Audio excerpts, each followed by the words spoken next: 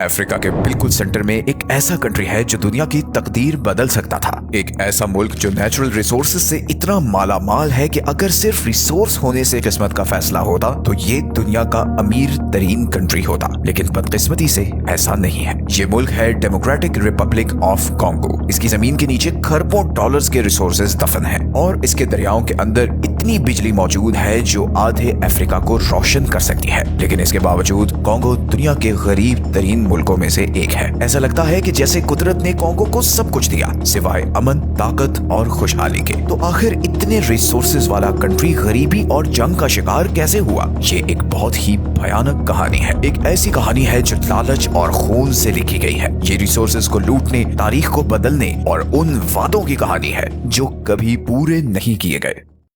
Again, आप सबसे same request है कि इस चैनल को आपकी सपोर्ट की बहुत जरूरत है, तो प्लीज सब्सक्राइब जरूर कर लें। हमारे लिए यही सबसे बड़ी मोटिवेशन है। अगर आप अफ्रीका का मैप देखें तो कॉन्गो बिल्कुल सेंटर में नजर आता है। ये बहुत बड़ा है, अफ्रीका का दूसरा सबसे बड़ा मुल्क जो 2 मिलियन स्क्वायर किलोमीटर से ज्यादा के एरिया पर फैला हुआ है। ये 9 कंट्रीज के साथ बॉर्डर शेयर करता है, जिसकी वजह से ये अफ्रीका के सबसे ज्यादा कनेक्टेड मुल्कों में से एक है। लेकिन इतनी सेंट्रल लोकेशन के बावजूद कॉन्गो के पास समुद्र तक सिर्फ एक छोटा सा रास्ता है। ये जमीन की एक पतली सी पट्टी जो इसे अटलांटिक ओशन तक लिमिटेड एक्सेस देती है। जियोग्राफिकली कॉन्गो के अंदर एक अलग ही दुनिया है। इसके अंदर कुदरत का एक अजीम खजाना है, कॉन्गो रिवर बेसिन। ये इतना बड़ा रेन फॉरेस्ट है कि दुनिया की तकरीबन 10% ऑक्सीजन ये पैदा करता है। कॉन्गो रिवर दुनिया का सबसे गहरा दरिया है। यहाँ इतना पानी है कि यहाँ पर पैदा होने वाली बिजली आधे अफ्रीका को रोशन कर सकती है। फिर यहाँ पर मिनरल्स भी हैं। यहाँ कोबाल्ट है जो ज्यादातर इलेक्ट्रिक कार की बैटरीज में यूज होता है और कॉन्गो दुनिया की 70 से 75% कोबाल्ट सप्लाई कंट्रोल करता है। यहाँ कॉपर है जो तारों, मोटर्स और इलेक्ट्रॉनिक्स में इस्तेमाल होता है। कॉन्गो आज दुनिया के टॉप 3 कॉपर प्रोड्यूस करने वाले कंट्रीज में से एक है जो हर साल 2 से 2.5 मिलियन टन कॉपर निकालता है। इस तरह गोल्ड भी यहाँ की एक बड़ी एक्सपोर्ट है। कॉन्गो हर साल दर्जनों टन सोना प्रोड्यूस करता है, जिसका बड़ा हिस्सा छोटी माइन से आता है। कॉन्गो डायमंड्स की प्रोडक्शन में भी एक जायंट है जो दुनिया के टॉप प्रोड्यूसर्स में शामिल होता है। यहाँ हर साल मिलियंस ऑफ कैरेट्स के हीरे निकलते हैं। यहाँ की मिट्टी भी इतनी फर्टाइल है कि दुनिया इस पर डिपेंडेंट है, खास तौर पर अब जबकि हम रिन्यूएबल एनर्जी के दौर में दाखिल हो रहे हैं। कोई दूसरा मुल्क होता तो उसके लिए इतने रिसोर्सेज और ऐसी ज्योग्राफी एक ब्लेसिंग होती, लेकिन कॉन्गो के लिए ये सब कुछ एक कर्ज बन गया। उसके ये रिसोर्सेज खुशहाली तो नहीं लाए, बल्कि उनकी वजह से बाहर से दुश्मन, कॉलोनाइजर्स और कॉर्पोरेशंस यहाँ आने लगी। ये सब इसकी जमीन के नीचे छुपे हुए खजानों पर कब्जे के लिए लड़ने लगे। शहर, स्कूल और इंडस्ट्रीज बनाने के बजाय बाहर वालों ने सिर्फ रेलवेज और पोर्ट्स बनाए ताकि यहाँ से रिसोर्सेज बाहर ले जा सकें। और यहीं से शुरू होती है वो दर्दनाक कहानी जिसमें दुनिया के सबसे रिसोर्स रिच कंट्री को दुनिया का सबसे गरीब मुल्क बना दिया गया। इस कहानी को समझने के लिए हमें माजी में जाना होगा। सन 1800 के आखिर में जब यूरोपियन ताकतें बर्लिन में अफ्रीका को आपस में बांटने के लिए जमा हुई तो एक आदमी को अपनी खुद की एम्पायर खड़ी करने का ख्याल आया। ये था बेल्जियम का किंग लियोपोल्ड II। दूसरे मुल्कों के बिल्कुल ऑपोजिट जिन्होंने अपनी कॉलोनीज बनाई थी, लियोपोल्ड ने कॉन्गो को अपनी प्राइवेट प्रॉपर्टी डिक्लेयर कर दिया। उसने इसे कॉन्गो फ्री स्टेट का नाम दिया। लियोपोल्ड ने इस गिफ्टेड जमीन को एक बड़े लेबर कैंप में बदल दिया। उसके सिपाहियों ने लाखों कॉन्गोलीज मर्दों,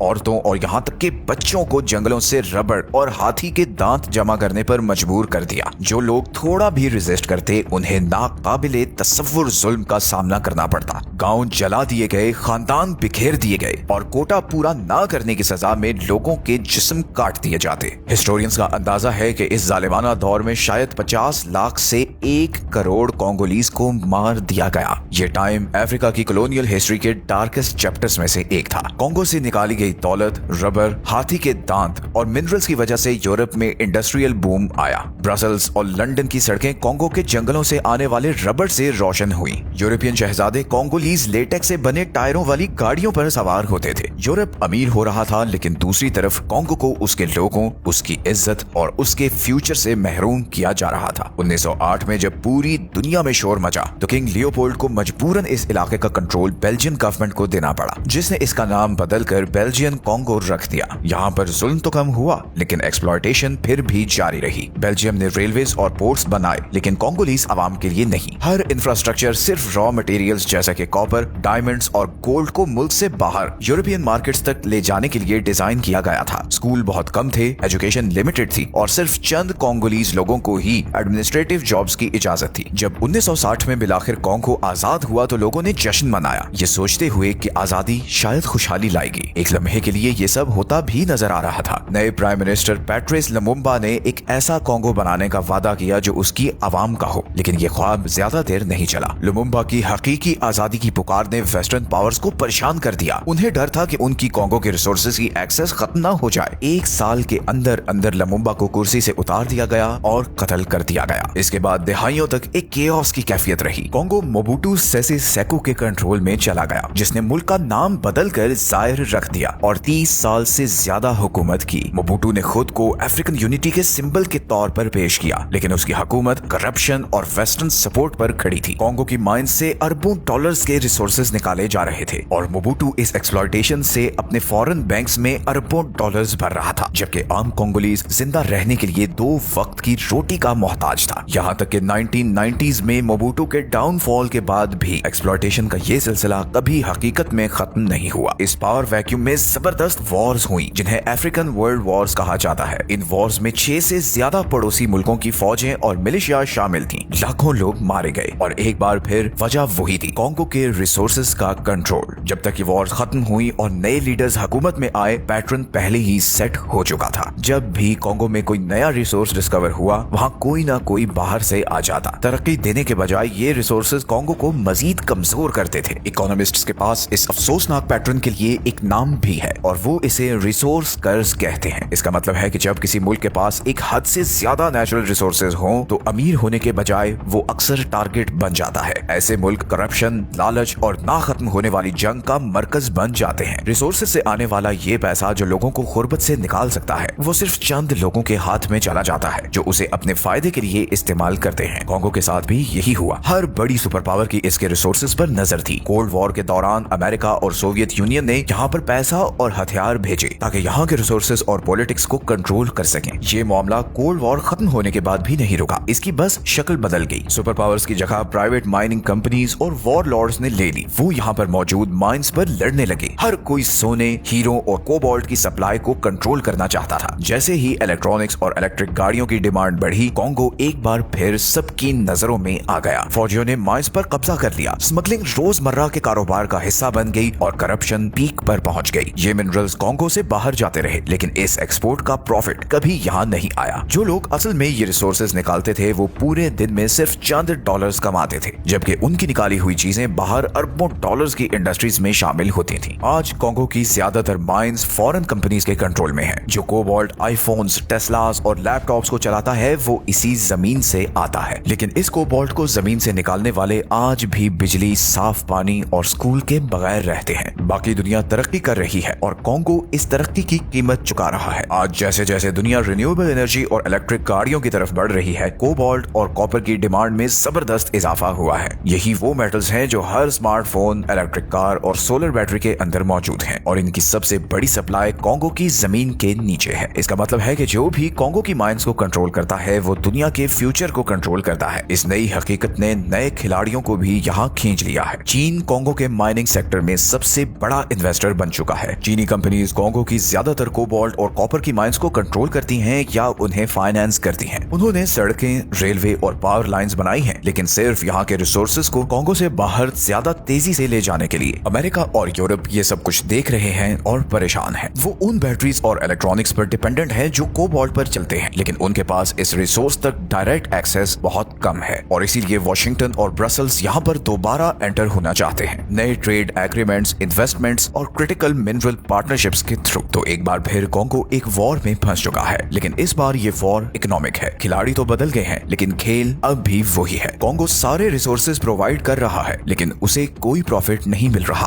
कोंगो की कहानी सिर्फ पेन की नहीं है, ये लॉस्ट पोटेंशियल की भी कहानी है। सदियों से बाहर वालों ने कोंगो के सिर्फ रिसोर्सेज को देखा है, उसके लोगों को नहीं देखा। उन गरीब मेहनती लोगों को नहीं देखा जो अपनी जान पर खेलकर ये रिसोर्सेज निकालते हैं, अपने बच्चों का पेट पालते हैं और बदले में उन्हें कुछ नहीं मिलता। ये लोग कोंगो का असल खजाना है। कोंगो के पास आज भी वो सब कुछ है जिससे वो अमीर बन सकता है। ये दरिया, ये फर्टाइल जमीन और ये मिनरल्स, ये सब कुछ आज भी कोंगो की तकदीर बदल सकते हैं, लेकिन ऐसा होने के लिए इस साइकिल को टूटना होगा। कोंगो की कहानी अब कोई और नहीं बल्कि खुद कोंगो कॉन्गो के लोगों को लिखनी चाहिए। कॉन्गो को दुनिया का अमीर तरीन मुल्क होना चाहिए था, फिर भी ये एक ऐसी सरजमीन बन गया जहाँ सब कुछ होने के बावजूद सिर्फ गरीबी और गम रह गया। लेकिन शायद अब वक्त आ गया है कि कॉन्गो को भी इंसाफ मिले। दुनिया ने इस जमीन से बहुत कुछ ले लिया है, कीमती हाथी के दांत, इसका रबर, इसका कॉपर, इसका कोबाल्ट और इसके लोगों का खून। क्या हो अगर सिर्फ एक बार दुनिया इसे कुछ वापस दे। अब से जब भी आप अपना फोन अनलॉक करें या अपनी कार चलाएं या अपनी बैटरी चार्ज करें तो याद रखें कि कॉन्गो का कोई एक टुकड़ा आपकी जिंदगी को चला रहा है। हो सकता है उसकी मिट्टी या फिर वहाँ के लोगों का खून पसीना। आखिर दुनिया कब तक एक ऐसी कौम से लेती रहेगी जिसने पहले ही अपना सब कुछ दे दिया है। कॉन्गो को दुनिया के रहम की जरूरत नहीं है, उसे इंसाफ की जरूरत है। और जिस दिन दुनिया को ये एहसास हो गया उस दिन फिर कॉन्गो को अमीर बनने से कोई नहीं रोक सकता। मिलते हैं जल्द ही एक और ऐसे टॉपिक की वीडियो के साथ। अपना ख्याल रखें। अल्लाह हाफिज।